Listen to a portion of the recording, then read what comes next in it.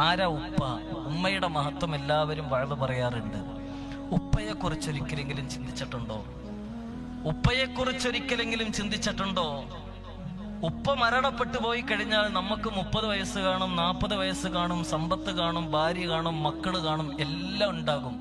ഉപ്പ മരിച്ചാൽ നമ്മൾ യതീമാ അല്ല എന്ന് പറയാൻ പറ്റുമോ? ഉപ്പ എന്ന് മരിച്ചു പോകുന്നുവോ, ആ തണല് എന്ന് നീങ്ങിപ്പോകുന്നുവോ, അന്നു മുതൽ നമ്മൾ യതീമാ. അള്ളാഹു ആ തണല് നീട്ടിത്തരുമാറാവട്ടെ. എത്രത്തോളം കഷ്ടപ്പെട്ടു, എന്തെല്ലാം അനുഭവിച്ചു, ഏതെല്ലാം ത്യാഗങ്ങൾ നമുക്ക് വേണ്ടി സഹിച്ചു, എത്ര ദിവസം പട്ടിണി കിടന്നു.